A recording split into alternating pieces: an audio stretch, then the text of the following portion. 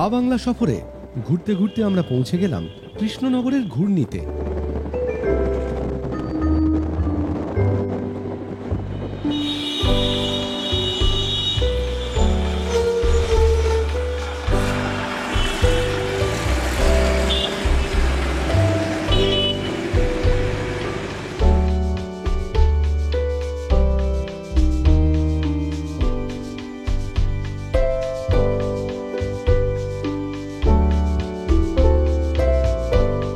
রাস্তার পাশে সার সার মাটির পুতুলের পসরা।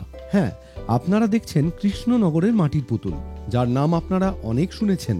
আর আমরা এখন ঘূর্ণির পুতুল পট্টিতে। সুবীর পালের বাড়ির সামনে রবীন্দ্রনাথ বিবেকানন্দের মূর্তি দেখে আমরা ঢু মারলাম, যেখানে উঠে আসছে গোটা বাংলার সংস্কৃতি।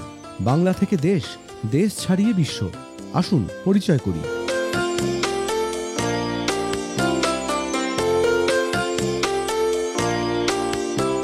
কি মুগ্ধতার সীমা ছাড়িয়ে যাচ্ছে, তাই না? একেবারে অবিকল প্রতিচ্ছবি।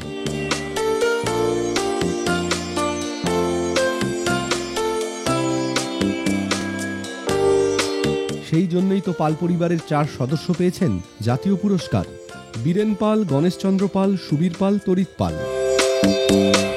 এটা খুব আনন্দের জায়গা ছিল বা খুব গর্বের জায়গা ছিল যে আমার বাবা প্রথম পুরস্কার পেয়েছিলেন, জাতীয় পুরস্কার।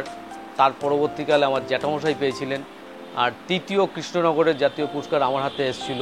কৃষ্ণনগরে একটা অবশ্যই স্কুল হওয়ার দরকার, যে আমার পরের প্রজন্ম যারা কাজ শিখতে চাইছেন, অন্তত আমরা হাতে গোনা 3-4 জন যে কজন শিল্পী আছি, তাদের যদি ইনভলভ করা যায় ওই স্কুলটাকে মাস্টারি হিসেবে, তাহলে পরবর্তী প্রজন্মগুলো কিন্তু অনেক উন্নত জায়গা হবে এবং অনেক শিল্পী তৈরি হবে।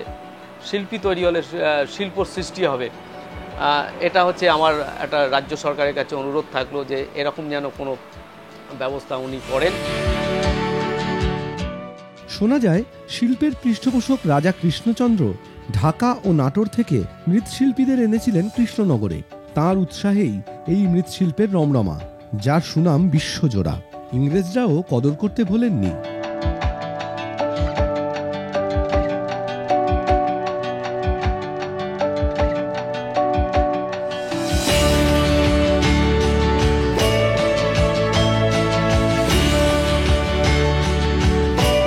ভারতবর্ষের বিভিন্ন রাজ্যে আমাদের শিল্পে পৌঁছে যায় এবং শিল্পীরাও গিয়ে সেখানে কাজ করে আসেন।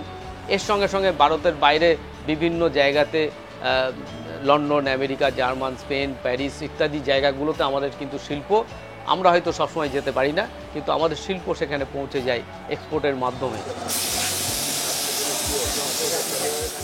বর্তমানে মাটির পুতুলের পাশাপাশি ফাইবার ও ধাতুর মূর্তিও তৈরি করছেন কৃষ্ণনগরের শিল্পীরা। চাহিদার সঙ্গে বাড়ছে বাজারও, বাড়ছে কৃষ্ণনগরের শিল্পীদের কদর।